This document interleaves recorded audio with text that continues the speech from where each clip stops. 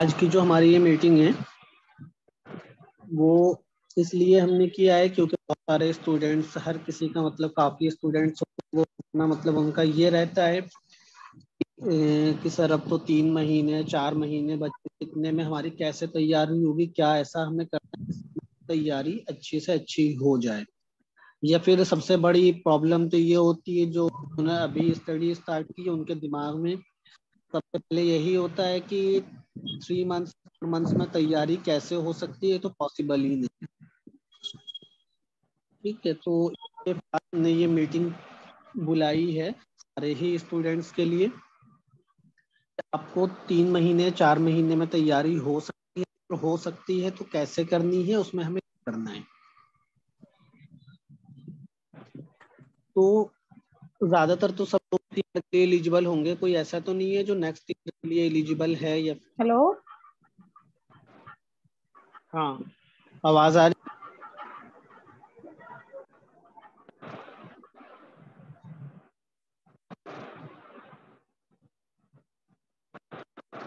आवाज आ रही है ना आपको?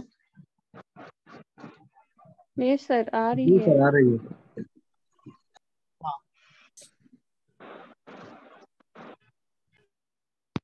तो ये मीटिंग हमने इसीलिए बुलाई है आज कि हम इसके अंदर ये चीजें डिस्कस करेंगे कैसे आपको। अभी हमारा चल रहा है मई, और मई का लास्ट है, बिल्कुल समझो जून आ गया है। तो जून से जुलाई, अगस्त, सितंबर, ज्यादा उम्मीद ये होती है कि सितंबर में पेपर हो जाएगा, वरना ज्यादा से ज्यादा अक्टूबर जा सकता है, इससे आगे हो सकता है चला भी जाए, लेकिन उम्मीद यही है कि सितंबर अक्टूबर में पेपर होता है ज्यादातर। तो आप 3 मंथ्स या 4 मंथ्स मान के चलिए, या 4 मंथ्स भी ले मान लीजिए। तो इसमें आपको पढ़ना कैसे है और क्या चीजें पढ़नी है, तो ये चीजें आज हम डिस्कस करने वाले हैं। देखिए,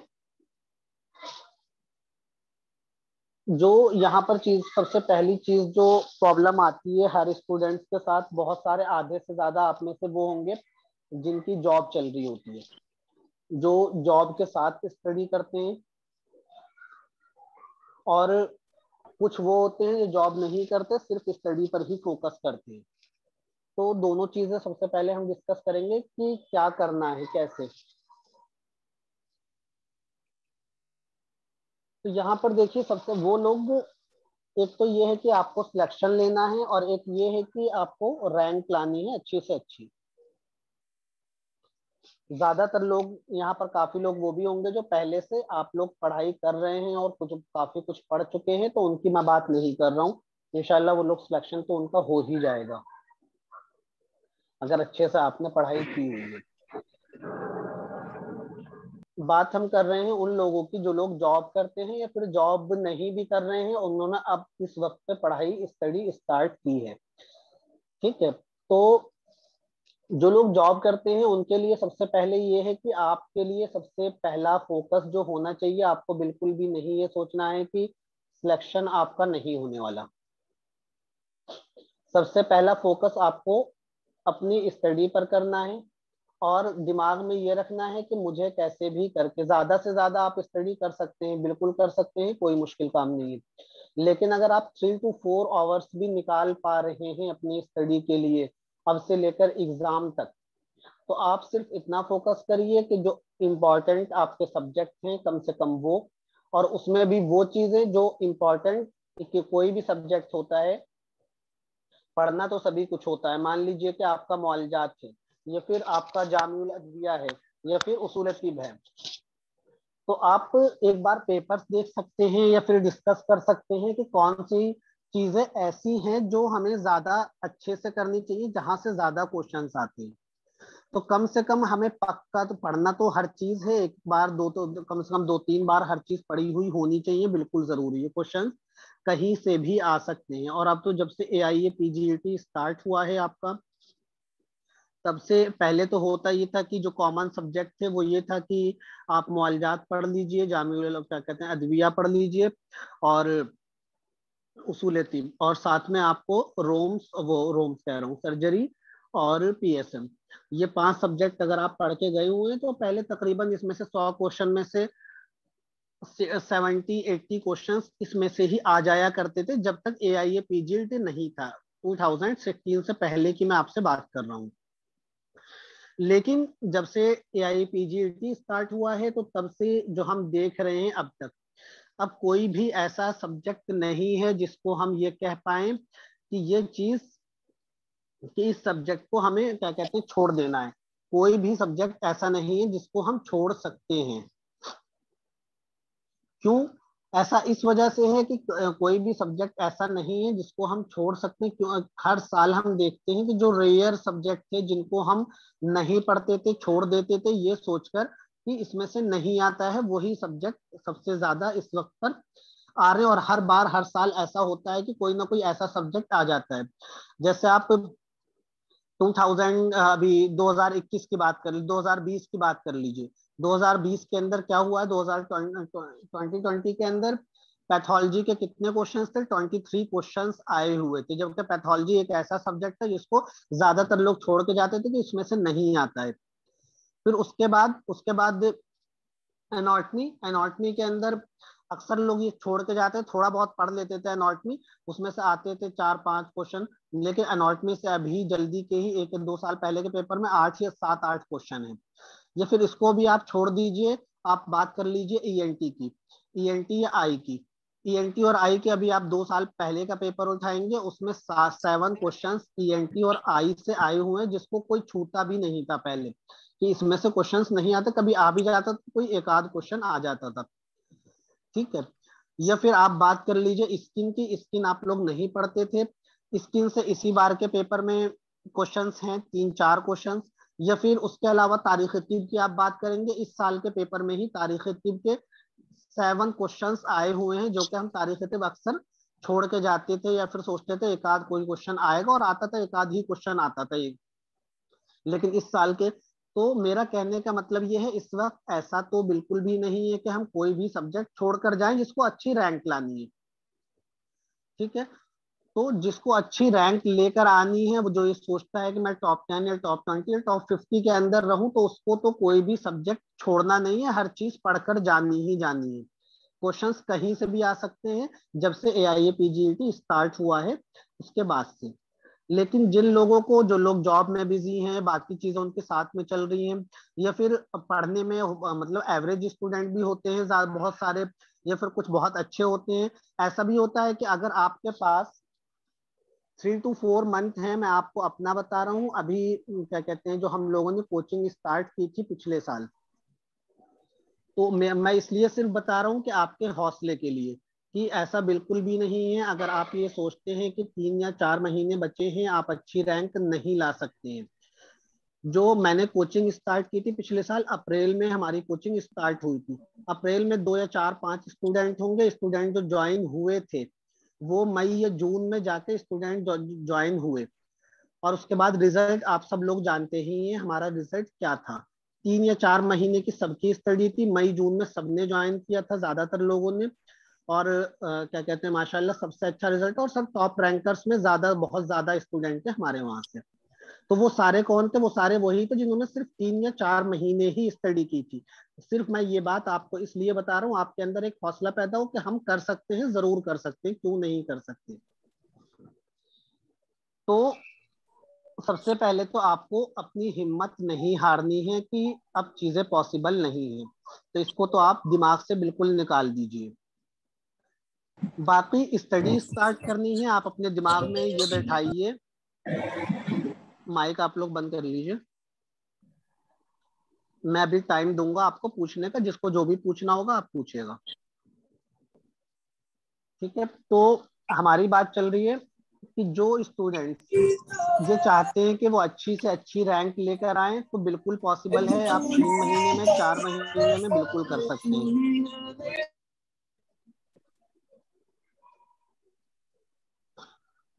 3 से 4 महीने बहुत होते हैं पढ़ने के लिए। बिल्कुल इजीली अगर आपने सिस्टम वाइज चीजें पढ़ी हैं अच्छे से, जो लोगों से थोड़ा मशवरा करके कि हमारे लिए क्या चीज पढ़ने की है, क्या चीज नहीं है, क्या इम्पोर्टेंट। क्योंकि देखो, मान लीजिए कि आप रोम्स ही पढ़ रहे हैं, तो रोम्स पढ़ने के लिए भी आपको एक तरीका आना चाहिए कि रोम्स में से हमको पढ़ना क्या है।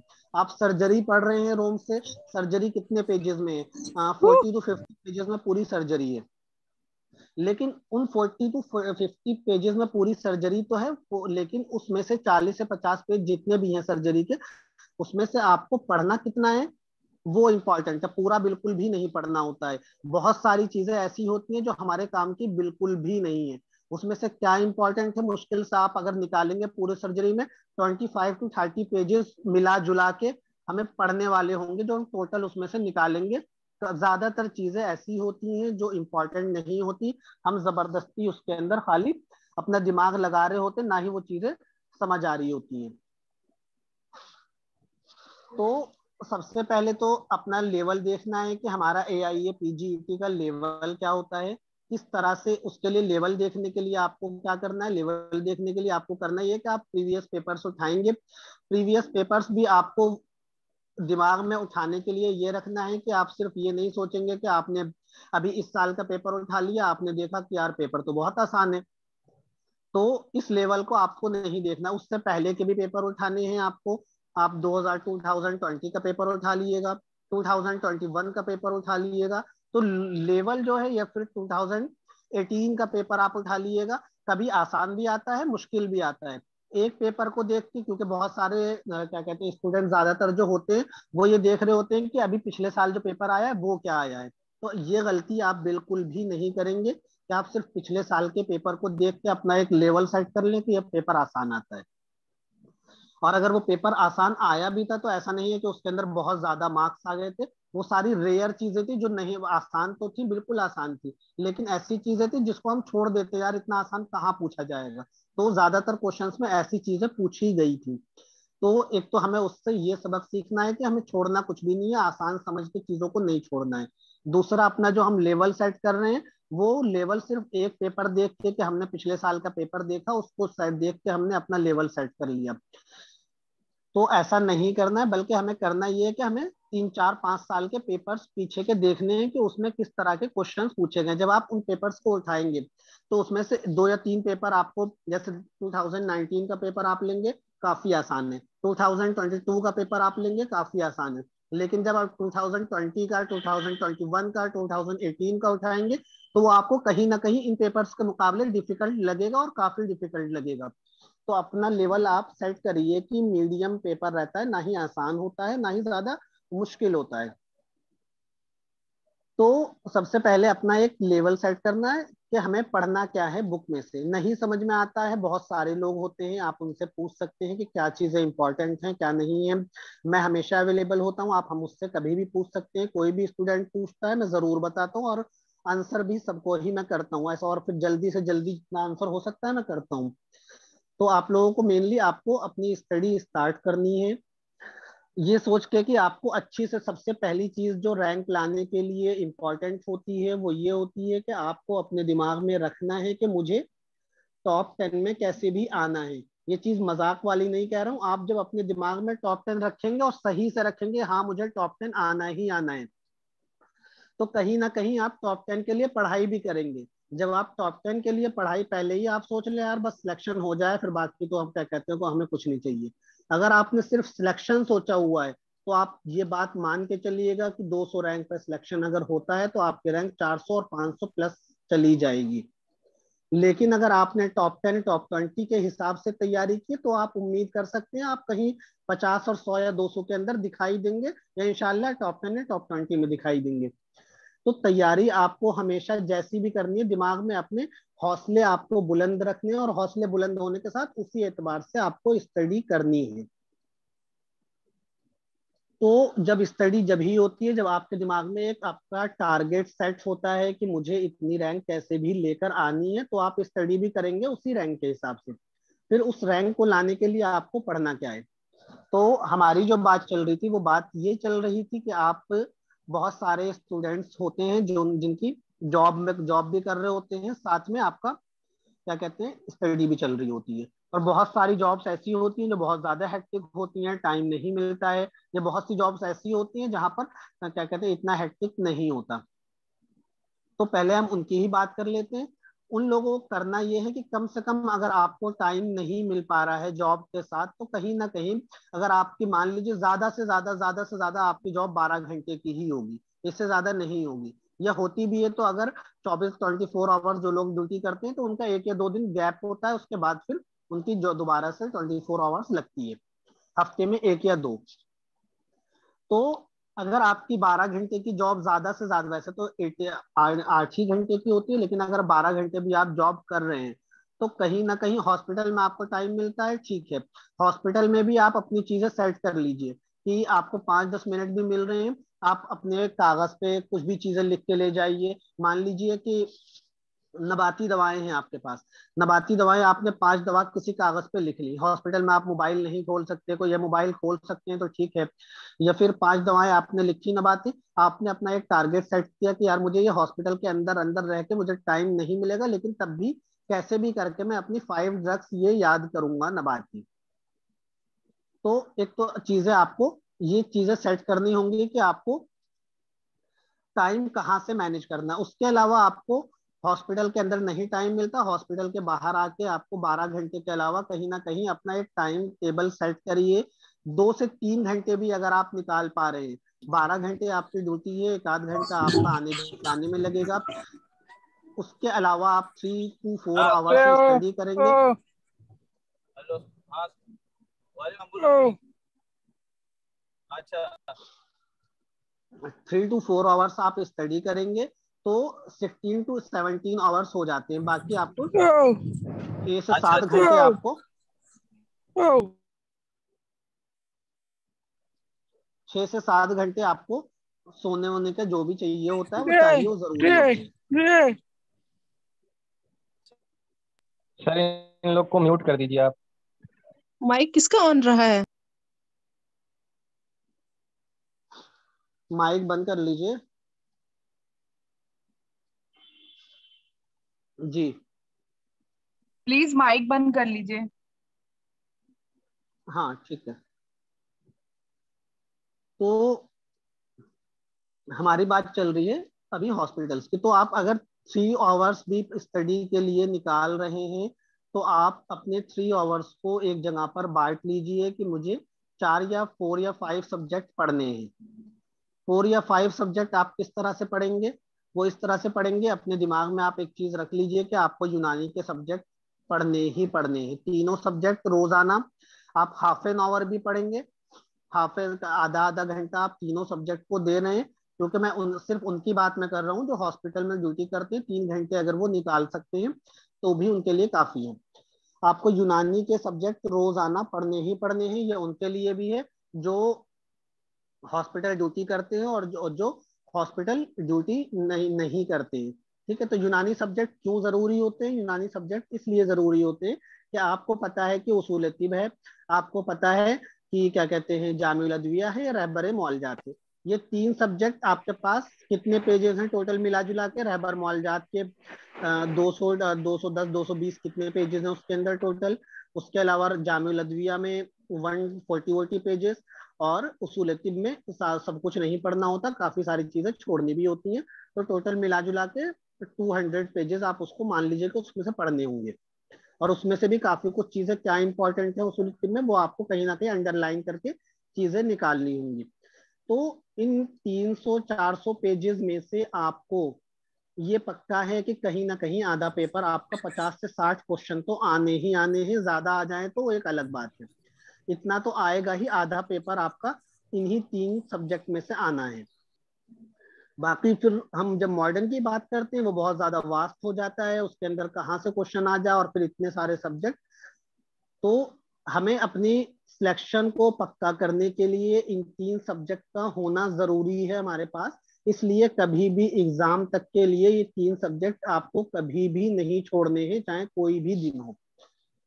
साथ में आप एक एक सब्जेक्ट लेते रहिए। मॉडर्न का आप अपना एक टारगेट बनाइए कि मैं सर्जरी पढ़ रहा हूँ तो सर्जरी में 3 सब्जेक्ट तो मेरे रोजाना या आधा घंटा, मुझे आधा आधा घंटा तीनों को देना है। ठीक है, आधा घंटा मैं सिर्फ इसलिए कह रहा हूँ उन लोगों के लिए, वरना पढ़ना तो ज्यादा होता है। जो लोग फ्री हैं, ज्यादा टाइम दे सकते हैं, बिल्कुल वो 1 घंटा 1.5 घंटा इन सब्जेक्ट पे जरूर दें। लेकिन जो लोग हॉस्पिटल ड्यूटी करते हैं, मैं उनकी बात कर रहा हूँ कि आप आधा घंटा इन तीनों को आप दीजिए। साथ में आपके पास 1.5 घंटा बचता है, तो आप मॉडर्न का एक सब्जेक्ट कोई भी अपना मुतय्यन कर लीजिए कि मुझे ये सब्जेक्ट 10 दिन 12 दिन 15 दिन के अंदर कंप्लीट करना है। एक आप कोई भी मॉडर्न साथ में लेके चलिए। 1 महीने के अंदर आप 2 सब्जेक्ट या 3 सब्जेक्ट, अगर आपने 10 दिन का टारगेट रखा है 1.5 घंटा पढ़ के, 1.5 घंटा आप एक सब्जेक्ट पढ़ रहे हैं, मैं गारंटी देता हूँ अगर आपने पढ़ा है रेगुलर 10 दिन से 12 दिन आपको नहीं लगेगा, आप कंप्लीट कर चुके होंगे उस सब्जेक्ट को। तो 1 महीने के अंदर आप 3 सब्जेक्ट मॉडर्न के पढ़ लेंगे जरूर। तो कम से कम इतना आपको करना है। अगर आपने ये चीजें फॉलो की हुई हैं, तो आप मान के चलिए कि कहीं ना कहीं आप सिलेक्शन की क्राइटेरिया के अंदर खड़े होंगे, सिलेक्शन आप ले सकते हैं और वो सिलेक्शन हो जाएगा। सिर्फ बात सिलेक्शन की हो रही है, बाकी अच्छी रैंक आ जाए तो वो क्या कहते हैं, किस्मत होती है। बिल्कुल हो भी सकता है, जरूर ऐसा नहीं है कि नहीं होता, और ऐसा हुआ भी है, होता भी है। अभी क्या क्या पिछले साल ही हमारे यहाँ स्टूडेंट की एक अच्छी खासी जॉब थी, जॉब के साथ स्टडी की, हैक्टिक जॉब थी, रैंक कितनी थी, टॉप 20 के अंदर रैंक थी। तो ऐसा भी नहीं होता कि चीजें अगर आपने की हुई हैं तो बिल्कुल आराम से चीजें हो सकती। बाकी हम बात करते हैं उन लोगों की जिन लोगों के पास टाइम है, या फिर वो बिल्कुल ही स्टडी के लिए ही उन्होंने फोकस किया हुआ है, लेकिन स्टार्ट अभी से किया है। तो आपको अपने दिमाग में आप रख लीजिए कि आप बहुत आराम से अपनी स्टडी कर सकते हैं। बिल्कुल भी दिमाग में आपको ये नहीं लाना है कि आप नहीं कर सकते हैं, और बहुत अच्छी रैंक ला सकते हैं इन्हीं 3 to 4 मंथ के अंदर। ठीक है, तो जब जॉब के साथ अच्छी रैंक आ सकती है, तो ऐसे जब आप पूरे टाइम, आप मान लीजिए कि 24 घंटे में से कहीं ना कहीं आप 10-12 घंटे तो कम से कम पढ़ेंगे ही, अगर आपने अपने आप को सिर्फ पढ़ने के लिए ही फोकस किया हुआ है, सारी चीजें जॉब्स वगैरह छोड़ के आप बैठे। तो उनके लिए भी यही है कि आप अपना एक सबसे पहली चीज जो होती है वो आपका टाइम टेबल होता है कि आप अपने टाइम टेबल पर कितना अमल कर रहे हैं, कितना आप उसको फॉलो कर रहे हैं। फिर टाइम टेबल आपका कम से कम आपके टेबल पे चिपका हुआ होना चाहिए कि कैसे भी हो मुझे ये अपना ये टाइम टेबल फॉलो करना ही करना है। 10 घंटे का आपने शेड्यूल अपना बनाया हुआ है, तो आप यूनानी के तीनों सब्जेक्ट, मैंने बताया कि सबके लिए जरूरी है, कोई भी स्टूडेंट हो उसको यूनानी के तीनों सब्जेक्ट पढ़ने ही पढ़ने हैं, रोजाना पढ़ने हैं। तो जब आप तीनों सब्जेक्ट को आप कर रहे होंगे रोजाना, तो आप मान के चलिए कि जामिल अदविया, अगर आप वो स्टूडेंट जो 8 से 10 घंटे स्टडी करते हैं, तो वो 1-1 घंटा या 1.5 घंटा इन तीनों सब्जेक्ट पर देंगे। मान लीजिए कि 3 to 4 आवर्स आप इन तीनों सब्जेक्ट पर दे रहे हैं, तो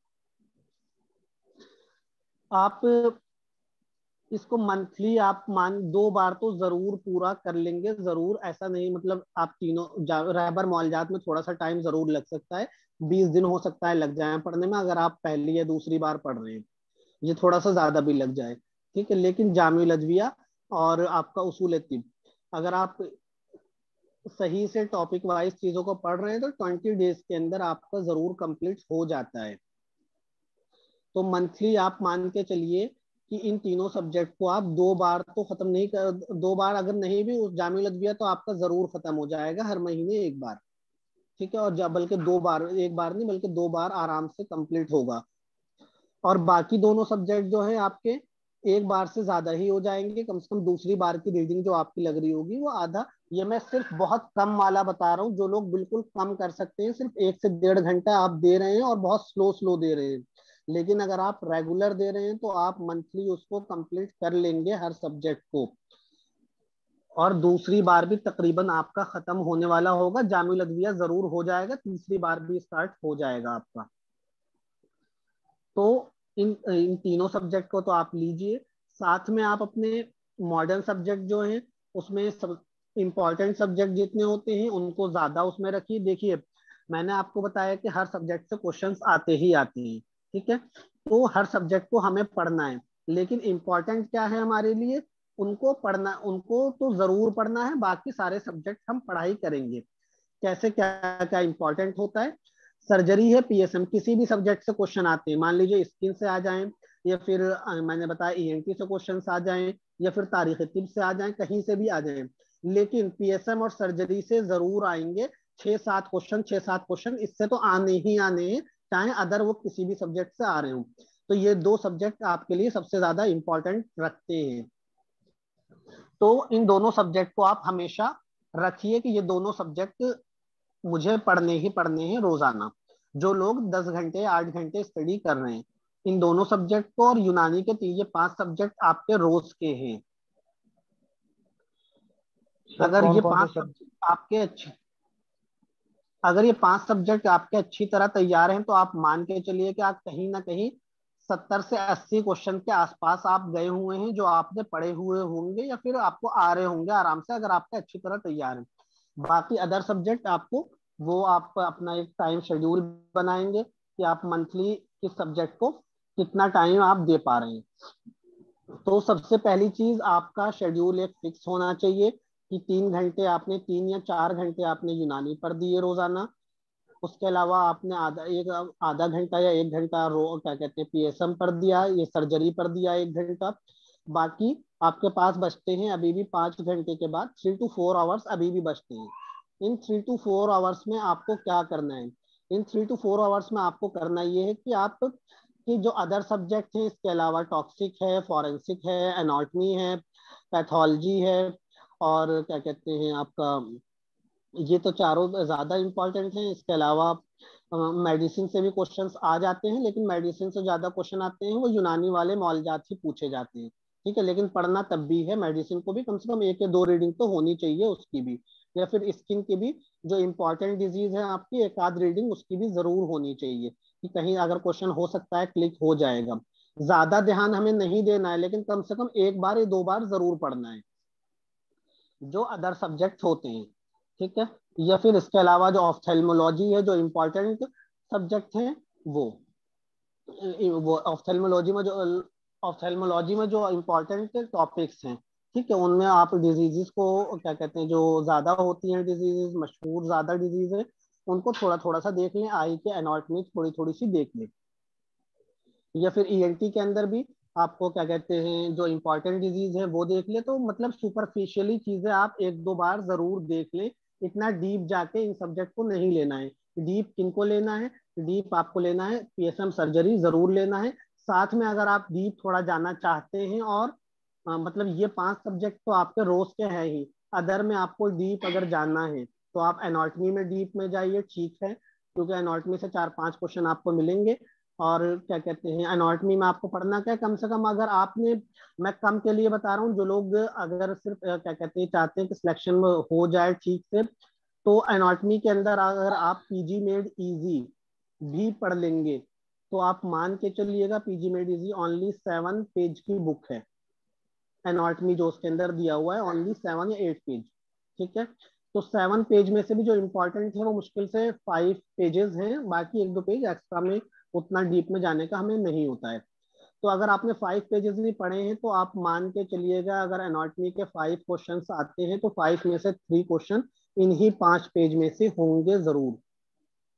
उम्मीद यही, और अक्सर ऐसा होता है, होता नहीं बल्कि जितने पेपर हुए तकरीबन सब कुछ पीजी मेड इजी।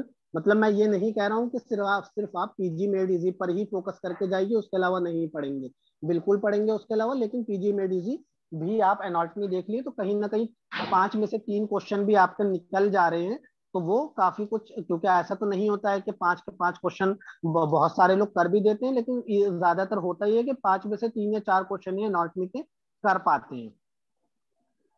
ठीक है, तो चीजें जो कम से कम हो सकती हैं और इम्पोर्टेंट हो सकती हैं वहां पर आपको ध्यान देना है ज्यादा से ज्यादा। बाकी फिर उसके बाद हम बात कर रहे हैं पैथोलॉजी की। पैथोलॉजी आप रोम से कर लीजिए, और फिर और क्या सब्जेक्ट, टॉक्सिक आता है, फॉरेंसिक आता है, रोम्स काफी है।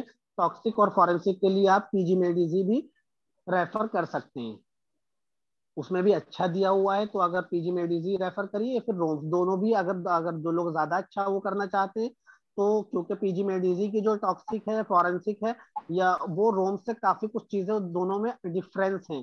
तो मैं तो यही कहूंगा कि आप दोनों को पढ़ लीजिए, ज्यादा नहीं है, थोड़ा बहुत ही आराम से आप अगर दोनों भी पढ़ेंगे, टॉक्सिक फॉरेंसिक पीजीमेडीजी की कनेक्ट है भी ना। और रोम्स की भी, तो आप ये मान के चलिए कि 10 दिन में आप पक्का उसको कंप्लीट कर लेंगे, किसी एक सब्जेक्ट को, टॉक्सिक या फॉरेंसिक।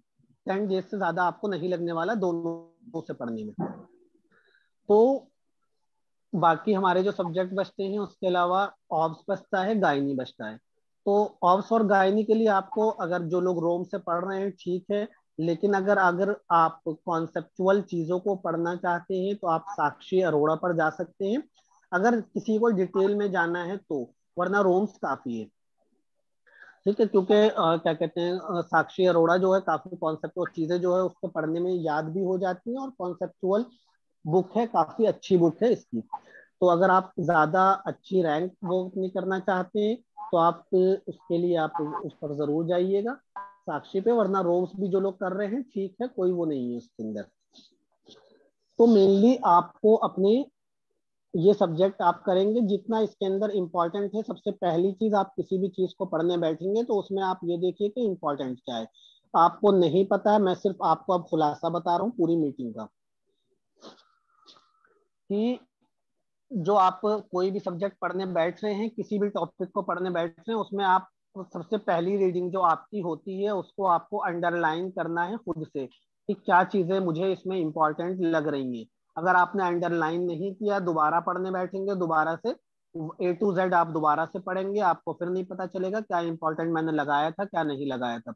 इसलिए कोई भी बुक आप पढ़ते हैं तो A to Z आप उसमें से जो भी चीज आप पढ़ रहे हैं उसको अंडरलाइन जरूर करिए, ताकि नेक्स्ट टाइम जब आप चीजों को पढ़ रहे होंगे आपको ये पता रहे कि मैंने ये चीज पढ़ी हुई थी और इसमें इंपॉर्टेंट ये वाली लाइन है।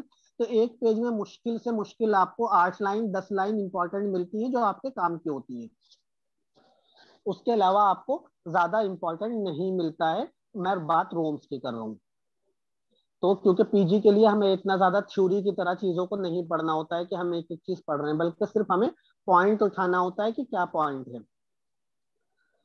तो सबसे पहली चीज, अपना एक आप टॉपिक पढ़ते हुए ये चीज फिक्स करिए कि इंपॉर्टेंट क्या है। आपको नहीं समझ में आ रहा है, आप पेपर उठा के देखिए, पेपर से भी नहीं समझ में आ रहा है, आप पूछिए, जितनी बार पूछना उतना पूछिए, ठीक है, बताया जरूर जाएगा। तो ये चीज डिसाइड होने के बाद आपका एक प्रॉपर शेड्यूल होना चाहिए। शेड्यूल अगर आप फॉलो करेंगे पढ़ाई हो जाएगी, शेड्यूल नहीं फॉलो करेंगे तो पढ़ाई नहीं होगी, ये चीज आप मान के चलिएगा। मतलब बहुत कम लोग होते हैं जो बगैर शेड्यूल के पढ़ाई कर लें, लेकिन अगर आपने शेड्यूल बनाया हुआ है और आप उस पर स्ट्रिक्टली फॉलो कर रहे हैं तो आप 1 मंथ के अंदर ही अपने अंदर एक अलग चेंजेस देख लेंगे कि आपने कितना ज्यादा इंप्रूव किया है खुद के अंदर। फिर शेड्यूल होने के बाद आपको चीजें, मतलब जो सबसे बड़ी शिकायत होती है, ज्यादातर हर स्टूडेंट ये कह रहा होता है कि चीजें कि हम याद करते हैं सर, लेकिन याद नहीं रहता, चीजें बार बार भूल जाती हैं, और रहबर मौलजात में सबसे ज्यादा ये वाली दिक्कत आपको आएगी। आप फर्स्ट टाइम पढ़ेंगे, फर्स्ट टाइम पढ़ने को कोई भी स्टूडेंट होता है, फर्स्ट टाइम जब भी रहबर मौलजात पढ़ेगा तो हर कोई ये सोचता है यार ये तो बड़ी आसान किताब है, इसमें तो कुछ है ही नहीं, क्योंकि इतनी चीजें हमें आसान लग रही होती हैं। लेकिन जितना ज्यादा आप रहबर मौलजात को पढ़ते जाएंगे, 10 बार 15 बार 20 बार, उतनी ही ज्यादा आपको कंफ्यूजन होती चली जाएगी और उतना ही ज्यादा चीजें आपको भूलेंगी। लेकिन ऐसा नहीं है कि वो याद नहीं होगा, जरूर याद होगा। आपके कॉन्सेप्ट क्लियर होंगे, और कॉन्सेप्ट क्लियर होने की वजह से आप जितना ज्यादा उसका रिवीजन करेंगे, बल्कि रिवीजन सिर्फ रहबर की बात नहीं कर रहा हूँ मैं बात कर रहा हूँ कि आप किसी भी सब्जेक्ट को पढ़ते हैं तो आपको सबसे ज्यादा इंपॉर्टेंट होता है किसी भी चीज को याद करने के लिए कि आपने क्या उसमें से कितना रिवीजन किया हुआ है। तो रिवीजन करने के लिए इंपॉर्टेंट क्या होता है, रिवीजन करने के लिए इंपॉर्टेंट देखिए होता ये कि आपने पूरे दिन में जो भी चीजें पढ़ी हुई हैं, आप अपना हाफ एन आवर या आधा घंटा या 1 घंटा रात में निकालिए पूरे दिन का कि आपने क्या खुलासा लिया। ठीक है, आपने क्या चीजें पढ़ी, हो सकते अगर आपसे हो सके तो आप बुक सामने खोल लीजिए, थोड़ा बहुत उसमें देख सकते हैं, क्योंकि पॉइंट तो आपको ऐसे याद आएंगे नहीं, लेकिन आप कहीं ना कहीं उसको दिमाग में बिठाने की कोशिश करिए कि आज पूरे दिन मैंने ये आज पूरे दिन मैंने ये चीजें पढ़ी हैं।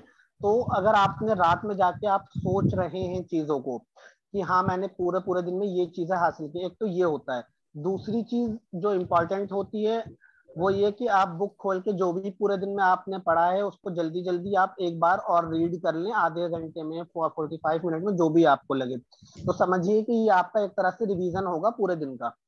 तीसरी चीज जो मोस्ट इंपॉर्टेंट होती है वो ये होता है कि आपका डिस्कशन कितना होता है। मोस्ट ऑफ द स्टूडेंट जो होते हैं वो ये होता है कि डिस्कशन उनके वहां नहीं होता, जो सबसे ज्यादा इंपॉर्टेंट चीज होती है किसी भी चीज के लिए। तो डिस्कशन अगर हो सकता है पॉसिबल तो आप लोग डिस्कशन जितना ज्यादा करेंगे उतना अच्छा आपके लिए होगा, चीजें आपको याद होंगी। डिस्कशन से ही चीजें आपको याद रहती है। ये वाली शिकायत जो स्टूडेंट्स की होती है कि नहीं, क्या कहते हैं, नहीं हो।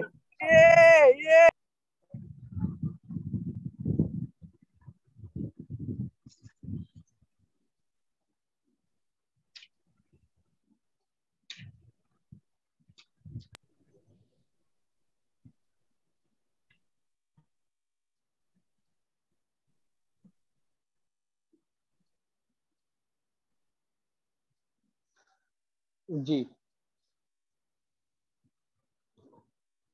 तो हाँ, बात हमारी चल रही थी।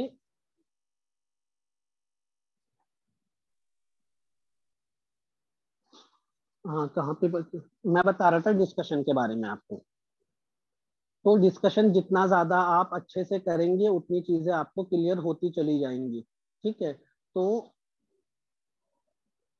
इसलिए आप डिस्कशन पे काफी ध्यान दिया करिए कि कोई भी आपका पार्टनर हो या जो भी हो, आप किसी के साथ भी डिस्कशन जरूर कर सकते हैं।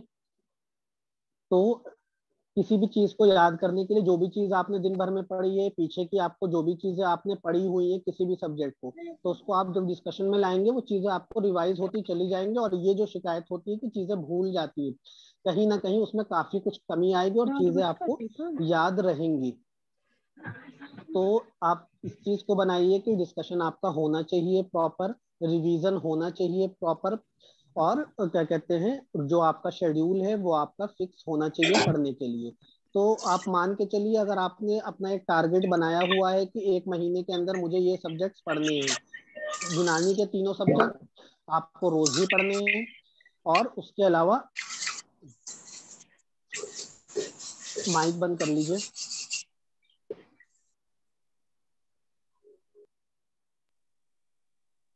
तो उसके अलावा जो है आप अदर मॉडर्न के सब्जेक्ट, तो क्योंकि सारे सब्जेक्ट एक साथ नहीं ले सकते हैं, तो एक दो सब्जेक्ट आप अपना टारगेट बनाइए कि इतने दिन, 10 दिन, 15 दिन, 20 दिन के अंदर मुझे ये चीज कंप्लीट करनी है। तो वो इंशाल्लाह आराम से आप मान के चलिए 3 महीने बहुत ज्यादा होते हैं, 3 महीने में आप एक बार नहीं, कम से कम यूनानी को तो आप 8-10 बार पढ़ेंगे।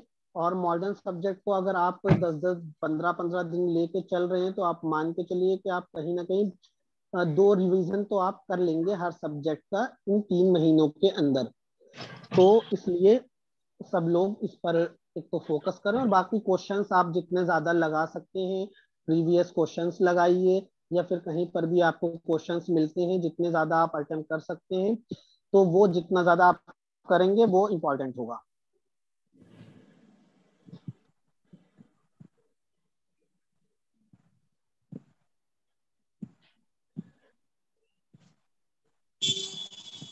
जी,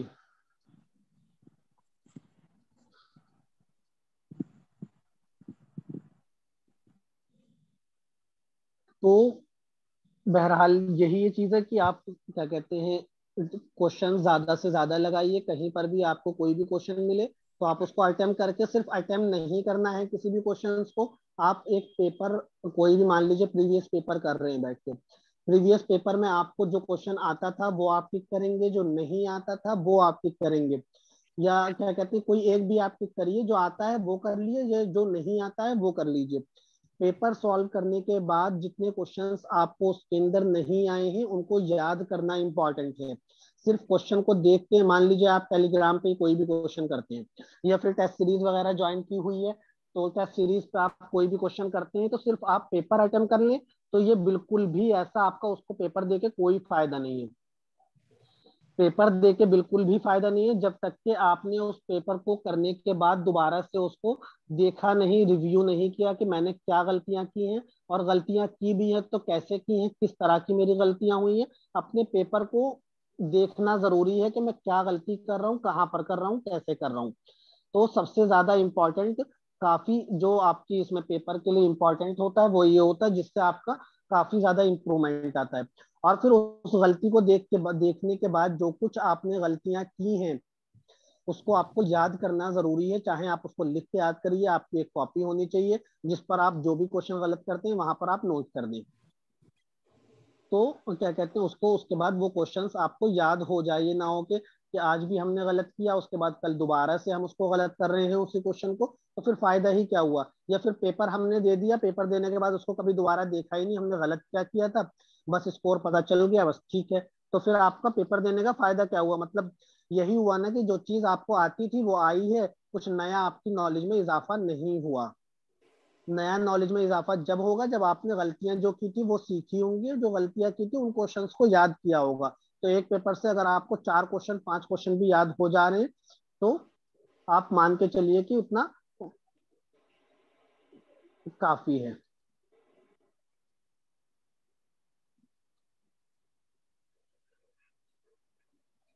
अब मुझे बताइए, यहाँ पर हमारी मेरी बात कंप्लीट है।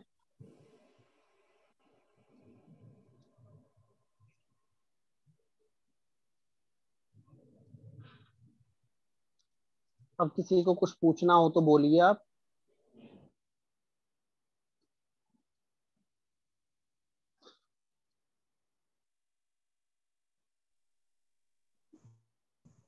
जी सर, ये पीजी मैड इजी जो है वो 7 पेज की जो बता रहे हैं, जी जी। वो उसका पीडीएफ जो है मिल जाएगा सर?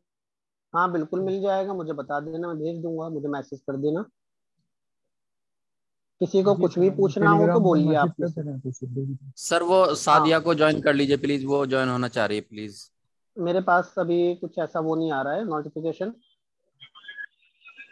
उनका, क्योंकि असल में 100 लोग का ही परमिशन होता है, सर तो ये 100 के जो हिसाब। हाँ बोलो। अभी तो 95 ज्वाइन है सर। हाँ मतलब मेरे पास वो नहीं आ रहा, नोटिफिकेशन नहीं है, मतलब लोग कम होते जा रहे हैं, मतलब 100 से सर अभी ये कह कम रहे तो हो वो रहे हैं। हाँ बोलो। जो तशुल जो एक बुक आई है सर आजकल टेलीग्राम पे, कौन सी तफसील तिब? तो वो, हाँ, हाँ हाँ जैसे कभी कभी क्या होता है सर, जैसे बुक्स वगैरह जो है उसको मार्क करते करते बहुत गंदी हो जाती है, हाँ हाँ तो उसमें जो है चीजें जो है अच्छे से रीड नहीं हो पाती हैं। हाँ हाँ तो और कभी कभी जैसे सबका अलग अलग माइंड होता है, सिंगल सिंगल किसी को याद होता है, किसी किसी को हाँ हाँ मतलब पूरा एक्सप्लेनेशन ही याद हो जाता है। जी। तो वो लेना मतलब उससे पढ़ना बाद में मतलब आपसे सही रहेगा? देखो मेरी अगर अपनी राय लोगे तो मैं कहूंगा कि आप रहबर मुआलजात, जामिउल अदविया और उसूल तिब काफी है। उसकी वजह ये है कि तफसील तिब जो मैंने देखी है वो जी ये है जी। कि वो 700-800 पेज की बुक है। हमें अभी रहबर मुआलजात में 100 150 200 पेज है, वो तो याद हो नहीं रहे हैं। हम सीधा 800 पेज पे चले जाएं तो वो कहाँ से याद हो जाएंगे।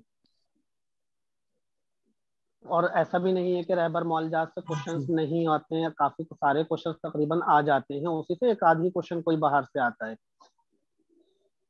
तो मतलब मेरी अपनी राय ऐसी है कि मतलब जो लोग लेना चाहते हैं बिल्कुल ले सकते हैं, लेकिन मेरी अपनी राय है ऐसी कि क्या कहते हैं, और उसके अंदर और भी सब्जेक्ट हैं, बाकी ऐसा नहीं है कि नहीं है। जो अदविया भी है मेरे ख्याल से, लेकिन तब भी वो काफी, मुझे जो लगा 700-800 पेज काफी होते हैं पढ़ने के लिए, और इतना ज्यादा डिटेल में हमको नहीं जाना है, सिर्फ हमें इम्पोर्टेंट जो इम्पोर्टेंट है पीजी के लिए वहां पर जाना है।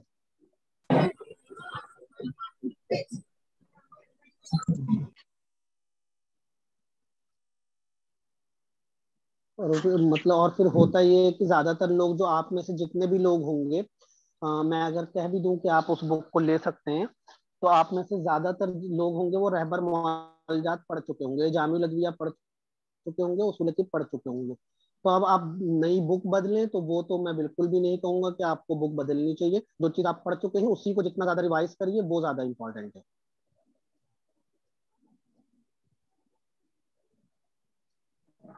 सर उसूल तिब और रोम्स में से कितना पढ़ना है ये कैसे पता रहेगा हमें? उसमें मतलब कितने सेलेक्टेड है और क्या पढ़ना है? जैसे आप बताए ये कि तो उसूल तिब में ज्यादा नहीं पढ़ना है। हाँ, देखो उसूल तिब में ज्यादा नहीं पढ़ना है, ये क्या कहते हैं, इसको पता करने के लिए आपको होता ही है कि उसूल तिब के अंदर काफी कुछ चीजें जब आप पढ़ेंगे उसको, तो एक रिफ्रेशर बुक आती है, मतलब मुझे अभी ऐसा याद आया कि उसको भी आप देखेंगे तो आपको कहीं ना कहीं वो क्या कहते हैं मिल जाएगा आपको उसको पीडीएफ, क्या कहते हैं उसूल तिब रिफ्रेशर नाम से आता है। ठीक है, उसको भी आप देखेंगे तो उसमें वन पॉइंट पॉइंट, मैं ये नहीं कह रहा हूँ कि आप उससे पढ़िए, आपको पढ़ना उसूल तिब ही है, ठीक है, लेकिन उसमें इम्पोर्टेंट क्या है वो आपको पता चलेगा। क्या कहते हैं, आप उसको रिफ्रेशर बुक को आप देख लेंगे उसूल तिब की क्या चीजें इंपॉर्टेंट इसमें आ रही है, ठीक है, तो उससे आपको एक और खुद भी एक अंदाजा लग जाता है कि क्या चीजें क्या ये हैं। जैसे मान लीजिए कि आपको अरकान के बारे में बात करनी है, ठीक है, तो अरकान के बारे में आप बात कर रहे हैं तो आपको 14 अनासर का नजरिया पता होना चाहिए, ठीक है, 14 गिरोह कौन कौन से हैं, कौन से गिरोह ने क्या कहा है, हमें सिर्फ बहस इतने से है कि 14 गिरोह ने क्या कहा है। फिर उसकी डिटेल में और भी जब आप उसूल तिब पढ़ोगे तो काफी कुछ लिखा होगा, उस डिटेल में हमें जाना ही नहीं है बिल्कुल भी। सिर्फ हमें ये पता होना चाहिए पहला गिरोह ये कह रहा है, दूसरा ये कह रहा है, तीसरा ये कह रहा है, बाकी और जितनी डिटेल है बिल्कुल भी नहीं पढ़ना। तो पढ़ के आप जब पढ़ने लगेंगे तो खुद आपको एक अंदाजा लगेगा क्या चीजें इंपॉर्टेंट हैं। तो अब जब आप अंडरलाइन उसको करते जाएंगे और नहीं समझ में आता तो उसको पूछ लो, वो हर टॉपिक के हिसाब से चीजें अलग होती हैं, कहीं पर आपको कोई डिफिकल्टी होती है मुझे पेज भेज दो, या फिर क्या कहते हैं किसी को भी, आप कोई भी सर है आप किसी को भी भेज सकते हैं, तो वो बता देंगे आपको कि इसके अंदर इंपॉर्टेंट कितनी चीजें हैं। या फिर कोई ऐसा टेबल बना हुआ है, ऐसा अक्सर लोग भेजते भी है कि सर ये वाला टेबल पढ़ना है नहीं पढ़ना, तो वो देख के पता चल जाता है पढ़ने का है या नहीं है। सर मेरे पास उसूल तिब रिफ्रेशर का है वो पीडीएफ, अगर जिसे चाहिए तो सेंड कर हाँ, दीजिए। हाँ, तो वो क्या कहते हैं जिसको भी चाहिए होगा मुझे बता देना, मैं उसको जी बता सर। दूंगा। बाकी मतलब मैं ये जी नहीं सर कह रहा एक हूँ बार कि आप ग्रुप में उसको, शेयर कर दीजिए। हाँ, हाँ, मैं ये बिल्कुल नहीं कह रहा हूँ कि आप उसको पढ़ने बैठिए, मैं कभी भी नहीं कहता हूँ वो रिफ्रेशर बुक पढ़नी चाहिए, क्योंकि वन लाइनर चीजें कभी नहीं पढ़नी चाहिए मेरे ख्याल से। मैंने सिर्फ इसलिए बोला कि आपको एक आइडिया हो जाए क्या है, क्योंकि आप वन लाइनर चीजें कभी भी याद करने बैठेंगे वो आपको भूल जाएंगी। जब तक, हाँ पढ़ो जरूर पढ़ो, लेकिन जब पढ़ो जब आपने उसूल तिब पढ़ ली हो एक या दो बार, जब आपके कॉन्सेप्ट उसूल तिब से बन चुके हो, क्योंकि उसूल तिब कॉन्सेप्चुअल बुक है, एक बार आपके कॉन्सेप्ट क्लियर हो जाएंगे उसके बाद फिर आप सब कुछ कर सकते हैं। लेकिन अगर आपने सिर्फ वन सर लाइन, हाँ, जी सर वो रिफ्रेशर मैंने पढ़ा है, लेकिन वो बहुत ही ज्यादा शॉर्ट है, मतलब बहुत ही हाँ, हाँ, शॉर्ट है, उसमें बुक पढ़ना ज्यादा जरूरी है। तो बुक क्या कहते हैं, कम से कम आप बुक पढ़ के कॉन्सेप्ट जब तक अपने क्लियर नहीं करेंगे तो चीजें मुश्किल होती हैं याद करनी भी। और ठीक है, किसी को कुछ और? सर सर्जरी में तो बता सकते हैं ना कौन से टॉपिक इम्पोर्टेंट है रूम से? सर्जरी में देखो टॉपिक तो इम्पोर्टेंट जितना रोम्स में होगा तकरीबन ज्यादातर सभी इम्पोर्टेंट होंगे, टॉपिक तो इम्पोर्टेंट होते हैं, लेकिन उस टॉपिक के अंदर क्या इम्पोर्टेंट है वो चीज उनको बहुत अहमियत रखती है। जैसे आप मान लीजिए कि आप एब्सेस का टॉपिक उठाते हैं, अल्सर का टॉपिक आप उठाते हैं, तो उसके अंदर आपको कितना पढ़ना है, काफी कुछ एक्स्ट्रा चीजें दी हुई होंगी, लेकिन उसमें से कितना पढ़ना है तो आपको सिर्फ नाम पता होने चाहिए, ठीक है। जैसे आप अल्सर ही पढ़ रहे हैं तो कितनी तरह के अल्सर होते हैं ये आपने देखा, वो नाम आपको याद है, और कौन से अल्सर में कैसे एजेस होते हैं, सिर्फ इतना इंपॉर्टेंट होगा। और उसका एग्जाम्पल, मतलब किस अल्सर का क्या एग्जाम्पल है, ये इंपॉर्टेंट है, उसके अलावा जितनी चीजें हैं कुछ इंपॉर्टेंट नहीं है। ठीक है सर।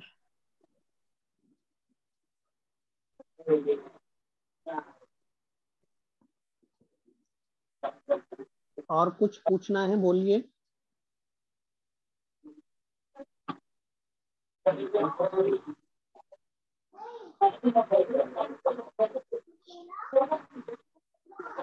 किसी को कुछ भी पूछना है फ्रीली बिल्कुल पूछ सकते हैं, अभी टाइम है। सर प्रीवियस ईयर के क्वेश्चन जो सॉल्व करने हैं, तो जैसे last 5 last 10 years. Previous year में देखो प्रीवियस ईयर में क्या कहते हैं, जो AIPGT स्टार्ट हुआ है वो तो करने ही करने हैं 2016 तक, ठीक है। 2016 से अब तक के, उससे पहले के जितने पायोनियर बुक आती है और जितनी भी बुक्स आती हैं, तो अगर आप चाहते हैं NIEM, ठीक है, NIEM वाले पेपर्स आप कर लीजिए मेरे ख्याल से जरूर।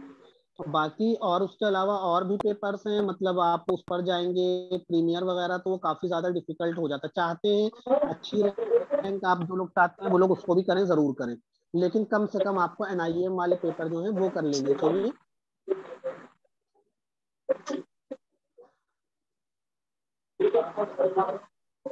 है। तो कहीं ना कहीं जो NIEM का पेपर हैं वो सारे जो मैच करते हैं, अभी भी अगर आप लेवल चेक करेंगे तो वो लेवल जो है सिर्फ AIPGT वाला ही तकरीबन होता है, लेकिन अगर आप प्रीमियर वगैरह पे जाएंगे तो वो बहुत हार्ड लेवल है जो AIPGT का नहीं है। तो लेकिन अगर आप चाहते हैं उसमें से भी क्वेश्चंस आ जाते हैं, ऐसा नहीं है कि प्रीमियर से नहीं आते, तो प्रीवियस पेपर से कम आप मान के चलिए 10-15 क्वेश्चन आ ही जाते हैं। अगर आपने प्रीवियस सारे सही से किए हुए हैं तो अच्छा, क्या कहते हैं, आप मान के चलिए 10-15 क्वेश्चन का आपको फायदा होगा उससे जरूर।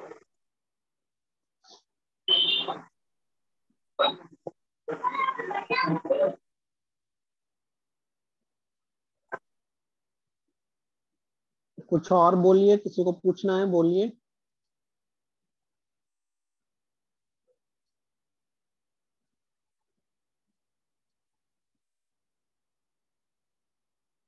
कोई भी डाउट हो किसी को अभी पूछिए।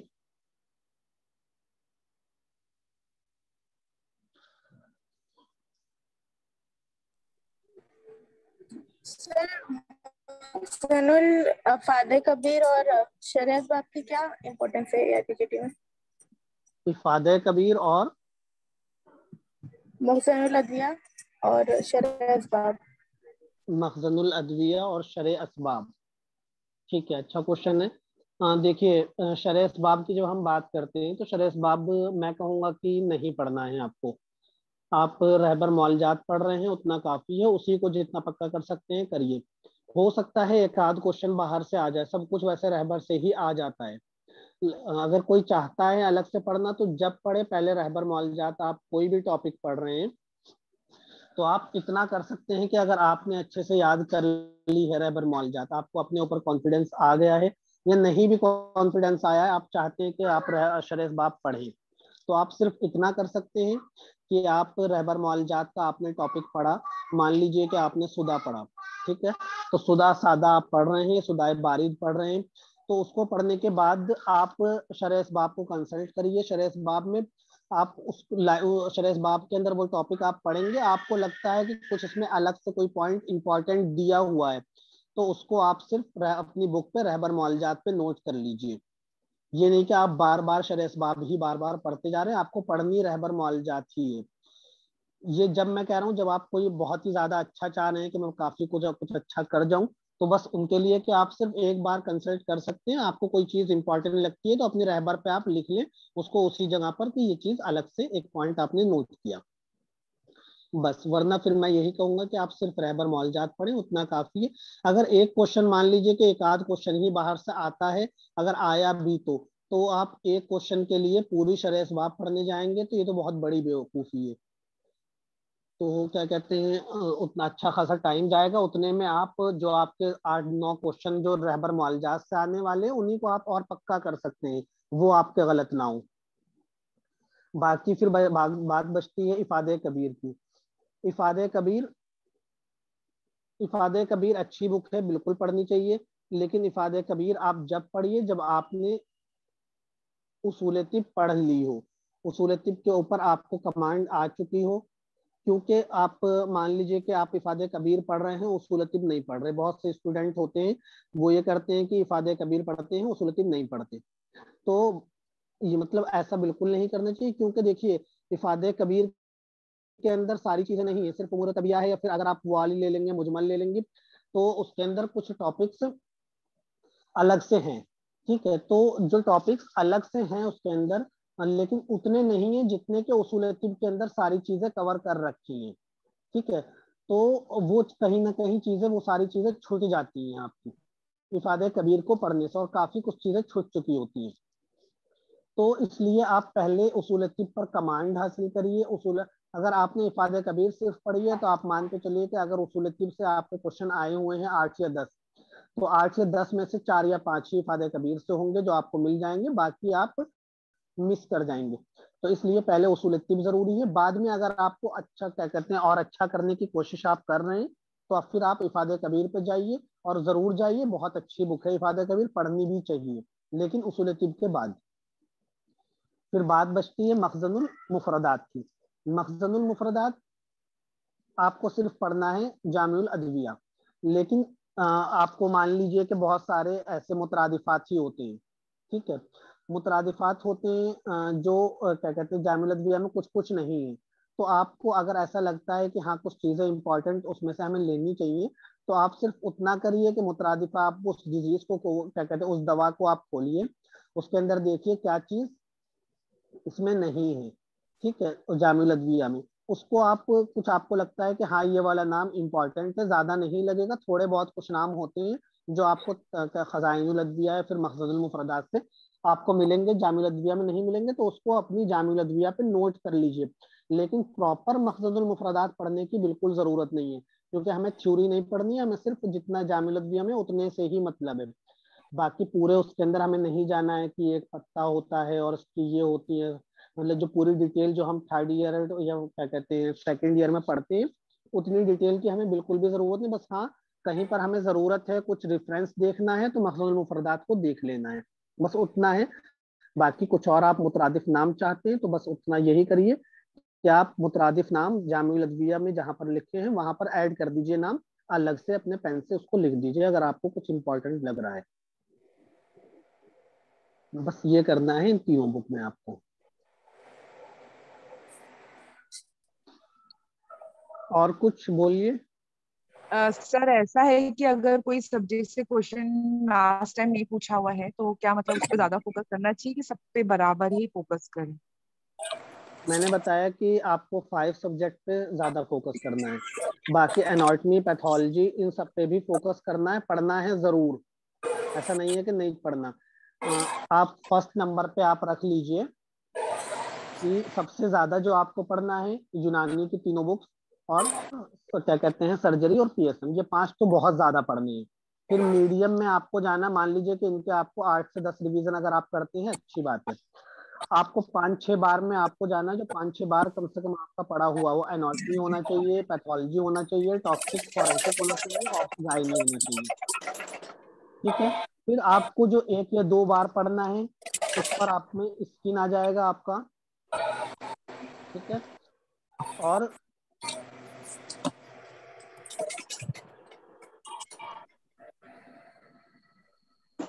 स्किन आएगा आपका, और क्या कहते हैं ये है ईएनटी ऑप्थेल्मो। हाँ ईएनटी है, ऑफ्थेल्मोलॉजी है, ठीक है। तो ये सारे सब्जेक्ट वो हैं जो आपको कम से कम 1 या 2 बार तो जरूर पढ़ने हैं। तो आप इस तरह से चीजों को डिवाइड कर लीजिए कि कौन से सब्जेक्ट पे हमें कितना ध्यान देना है। बाकी एनाटॉमी पैथोलॉजी टॉक्सिक फॉरेंसिक काफी इंपॉर्टेंट होते हैं, बिल्कुल होते हैं, तो उन पर तो ध्यान देना ही देना है। बाकी 1-2 बार वाले ये वाले। हेलो, हाँ अस्सलाम वालेकुम सर। वालेकुम अस्सलाम। सर मेडिसिन में जो रोम्स में दिया हुआ उसमें से सीवीएस क्या क्या, जैसे कौन कौन से सिस्टम ज्यादा पढ़ने, सीवीएस पढ़ना है, रेस्पिरेटरी वगैरह, ऐसा जिस इसमें से कुछ बता देते सर। जी मतलब पढ़ने का जो है, देखिए जो मौलजात पूछा जाता है आपके पेपर में, मौलजात जो ज्यादातर पूछा जाएगा वो आपसे यूनानी का ही पूछा जाएगा, ठीक है। तो वो रहबर मौलजात आपके लिए काफी है। लेकिन मेडिसिन को पढ़ना है रोम से भी, तो आप कम से कम 1 बार या 2 बार पढ़ लीजिए, उसको भी बिल्कुल कम वाले में ही रखिए। तो वो सारे ही CACVS है और फिर GIT है और फिर रेस्पिरेटरी है, तीनों, और CNS भी हो सके तो कर ही लिए। तो तीनों चारों तो ये 3 तो हैं ही, बाकी CNS अगर चाहें तो कर सकते हैं। बाकी ये 3 तो 1 या 2 रीडिंग आपकी होनी चाहिए। ठीक है सर, ओके। हाँ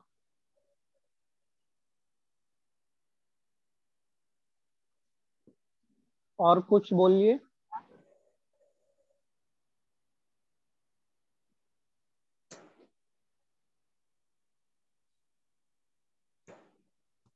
नहीं पूछना किसी को कुछ? अगर नहीं पूछना तो आप फिर मीटिंग एंड करेंगे हम। अगर पूछना है तो बोल दीजिए।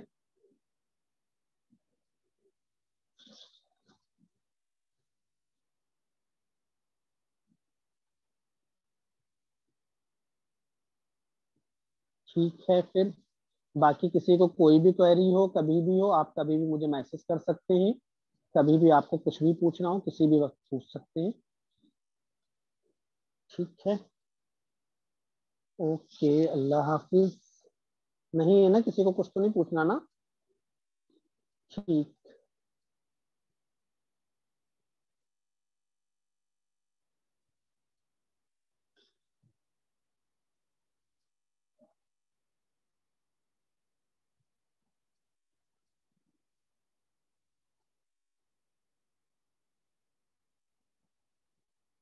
जी।